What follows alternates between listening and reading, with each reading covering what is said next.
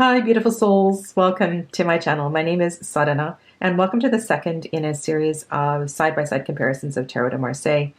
In this video, I'm mixing it up quite a bit. On the left here is perhaps the oldest known Tarot de Marseille. This is the Tarot of Jean Noblet, the reproduction by Jean-Claude Flornoy. On the right is the deck that was included in the first video. This is the CBD Tarot, the Conver reproduction by Yoav Ben-Dov. And in the center is a contemporary deck, the Tarot de Maria Celia, Maria Celia being a play on the name Marseille. And this is by Lynyrd-Jym Narciso. Now, this particular version is the version in a tin by US Games. Apparently, it was originally self-published on Game Crafter, and so it would be available somewhere in larger cards, also with an extra Happy Squirrel card, apparently. So that might be kind of fun to source out. And you can see the colorations in the Tarot de Maria Celia is quite different, but it's a really lovely deck and sticks very closely to the tradition of Tarot de Marseille. So let's begin with the Battleur, the magician. In the words of Flornoy, he says that the reduced dimensions of the cards of the Jean Noblet Tarot make them better adapted to the hand, and the singular, intensely dynamic and atypical graphic messages confuse the tarologue and upset his cherished ideologies. So we will find on the Tarot of Jean Noblet all kinds of different symbols and things that really mix up what is known as the tradition of the Tarot de Marseille. So some of these I will point out, and others are pretty obvious. The dice is one for sure on the table of the magician, which is really interesting. And I'm also intrigued by the lines between these three circles here. This reminds me of Petanque, actually. Is that the name of the game where you have a string and you have two marbles and they clink and clank, back and forth? Anyway, it just reminds me of that. And of course, the wand in the left hand is controversial. What actually is the magician holding there? But if you look at the feet are separated in the same way. We still have three table legs in all of these decks. And the style of the hat is quite similar. So yeah, so the magician. And I'll do my best. I'll make sure I check the camera from time to time. Three decks, moving cards. Keep it in the frame. La Papesse. So the crown shape in the CBD and the Tarot de Maria Celia is very similar, as is the veil behind. And we have the stars here, which kind of speak to the stars in the RWS. But the flowing robes, the way that she's positioned, everything is quite consistent. The Empress faces straight forward in the Noblet. And the shields. The shields are very similar. And we have consistency with the throne shape, or perhaps the wings that are behind the Empress.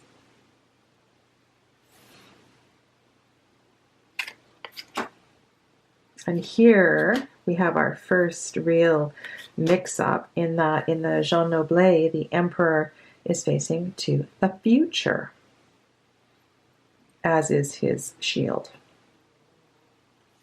The only apparent difference to me is that in the Jean Noblet, we see more hands in the supplicants. We also see the side profile of the supplicant on the right. And like we saw in the Tarot of Jean Dodal, the Cupid here is blindfolded.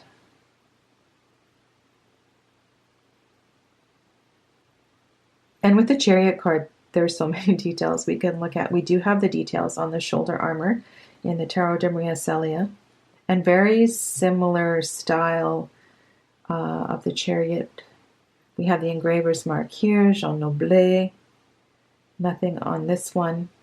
And interesting that the horses are two different colors, which reminds me of the Sphinx in the RWS. And the wheels are different colors.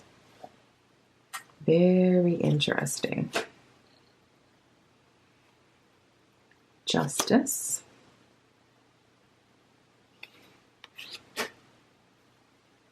And there's discussion about the left elbow of Justice, whether she is manipulating the scale with her left elbow. And definitely in Narcisco's deck, it looks like there is contact with the scale in that artwork. I really like the faces in the Tarot de Maria Celia. And the Hermit, all going in the same direction.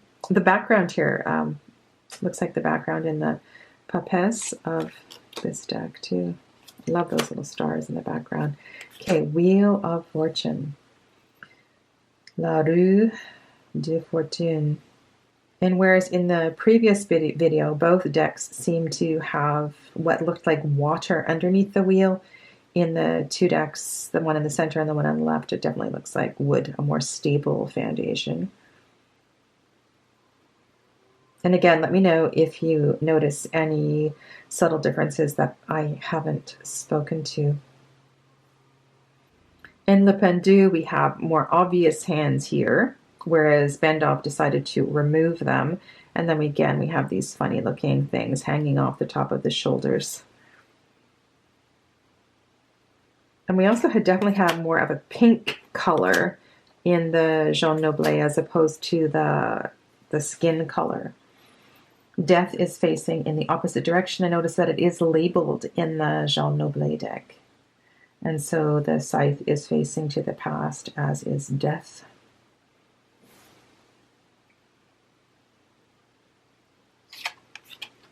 And I will do a side-by-side of the Jean Noblet and the Jean Dodal at some point. Temperance. I find in the Tarot de Maria Celia we have quite a cartoon-like proportion in a lot of the figures, but also in the Noblet we have very strange proportion in the Temperance card. Really small head on a rather large body. So yeah, that is, I think we're going to find that throughout a lot of the decks. The proportion is unusual. Again, many interesting details to look at in Le Diable. The different colors in the legs in the Noblet. If this looks a little different, if the lighting is different, this is a different day. I had to go back and reshoot the 15th and 16th cards. These two cards apparently didn't want to be in my video, which is ironic because I've spent quite a bit of time with these two cards lately and they didn't want to be a part of this for some reason. So here we go. Take two, the Devil. I am really enjoying my exploration of this card. And regardless of the deck, regardless of the tradition, I think there's a lot to be learned from this card, a lot to be studied in the card. Everything, I mentioned this in the first video, the mudra here is absolutely fascinating. So Ben-Dov must have been aware of the medicine of this particular mudra. And then I'm looking at the Tarot de Maria Celia. On the cap of the Devil, we have the symbol for water. And that's another question that is important to me when I'm looking at this card because, as you know, I teach yoga and there's always these layers that I'm inquiring into, and the medicine of the Devil, the issues, the karmic patterns that emerge when this card shows up in a reading have to do with the imbalances and the karmas that we're working through in the second chakra. So it would make sense that there is a water element in this card. And for the most part, in most decks, if it is there, it's not very obvious. And so the fact that Narcisco has included the water symbol on the cap of the Devil is very appealing to me. I just want to say that.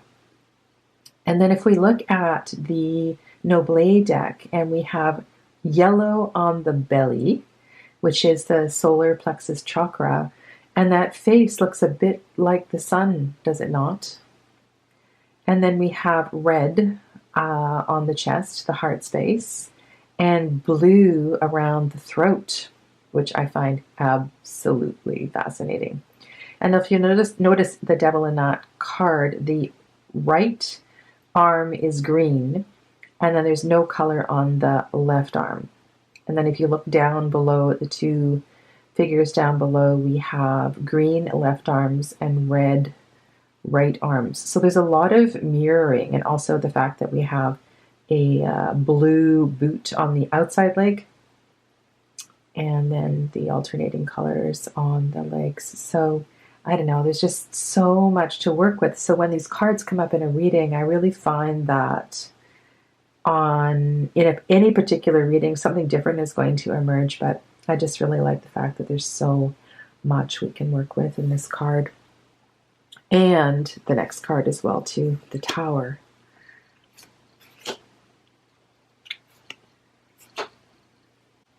And you'll notice that the flames are moving away from the Tower in the Noblet, away from the Tower in the Maria Celia, and then they're coming from on high in the CBD. And that is a discussion that I really want to do a little bit of writing about before I talk about it more, but find it really, really interesting. We can look to the number of windows in the tower, which windows are open, which windows are closed. The fact that all three of these decks has chosen not to put a door on the tower.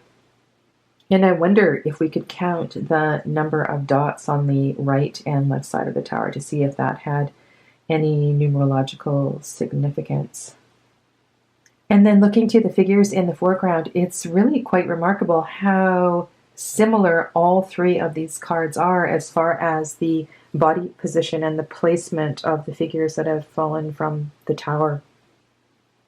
And again, in the star, we have so many questions that arise from whether or not the figure is actually pregnant. In this one, I know there's some conversation about the shape of the body, the strength in the body of the figure in the star card.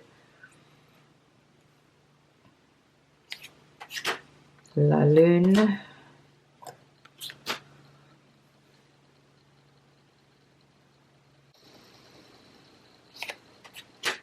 Le Soleil.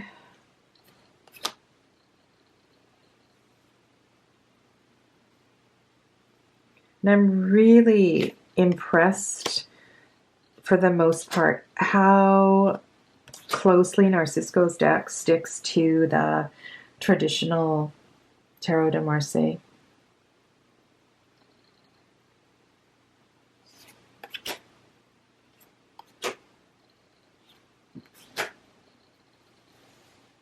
On the World card, what draws my attention is the alternating colors on the wreath, as well as the fact that Narciso has picked up the cape in the background, which we see here on the Jean Noblet deck. And then we have the final major card, the Fool. And it's interesting that Narciso chose to have the Fool looking at the querent as opposed to looking ahead to the future. All right, let's go on to the Suit of Wands, to the Ace. So the hand is on the same side. And I don't know if you remember, on the Dodal, we had right about here, there was what looked like a thorn to me. And here we have a leaf in the Jean Noblet.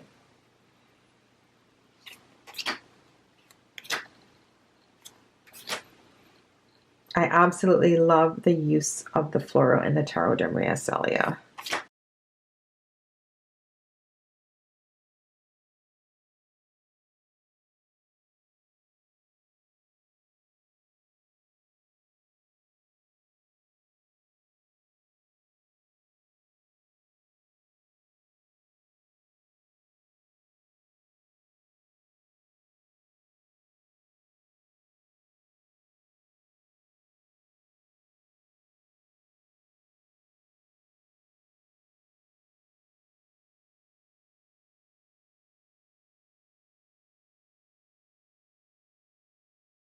And really interesting choice of color for the baton in the Jean Noblet. And then we have the Knight, the Cavalier.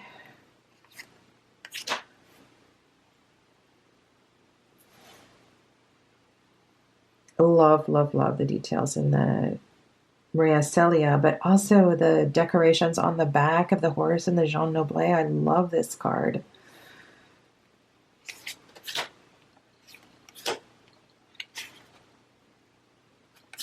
Queen.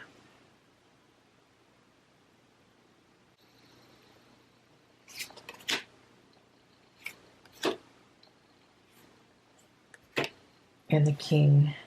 Very young looking king to me in the Maria Celia. And moving on to the beautiful Ace of Cups. And I just noticed the copyright. It's really interesting how US Games was able to keep it so unobtrusive on this deck, whereas on the Tarot de Maria Celia, it's really quite large, unfortunately.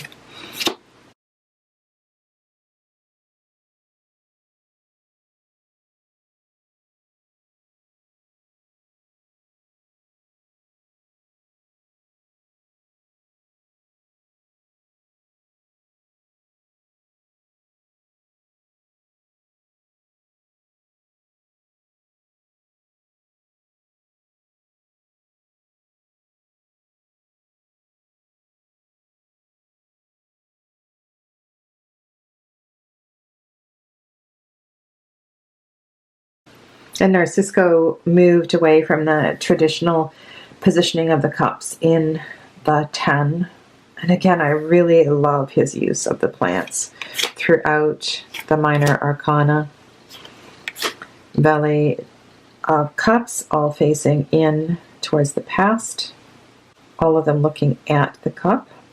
And tremendous consistency with the Page of Cups.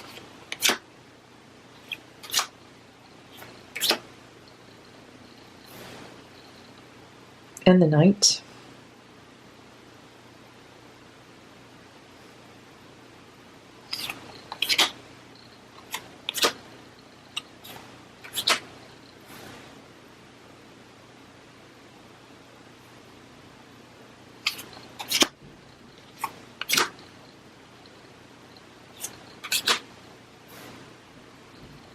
King of Cups, all facing his Queen, but the body language moving in the opposite direction, right? So the body language of the King of Cups faces one way, and then he glances back towards the Queen, perhaps, or someone else, perhaps. Beautiful aces. And again, lots of embellishment with the plant life in Narciso's deck.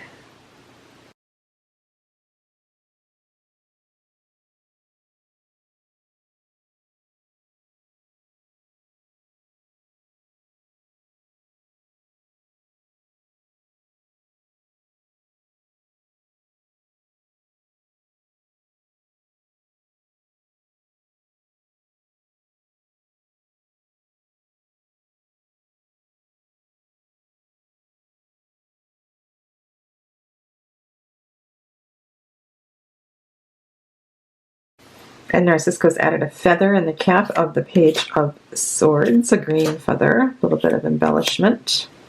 And these two knights look very similar. And again, we have the faces on the shoulder armor. And the helmet here is quite different. And no faces on the armor, on the shoulders. And then Queen of Swords.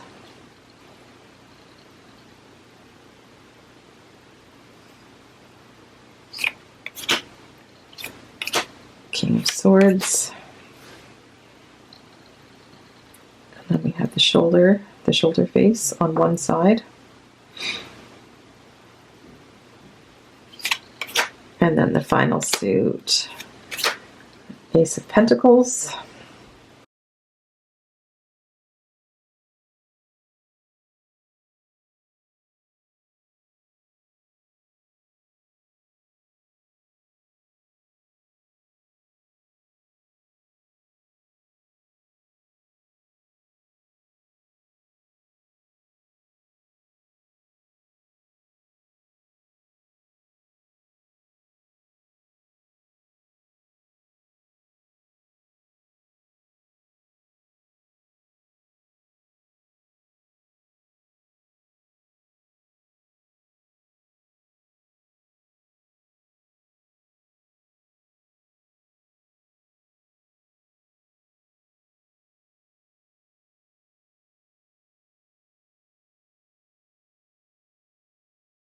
And notice Jean Noblet's page not looking at his coin and facing in the opposite direction.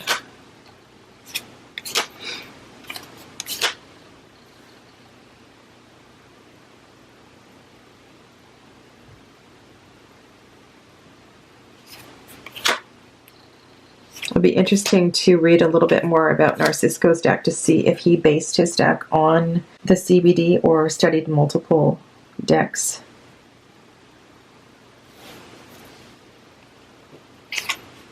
And there you go. King of Coins. Again, body language in one direction and facing the opposite direction. So thank you for being here for this walkthrough, and let me know, what you observed that I didn't comment on, and if you have any requests to see any Marseille decks side by side, or if you'd like to see a separate video about any of the cards of the Tarot de Marseille. Thanks for watching. Stay well and namaste.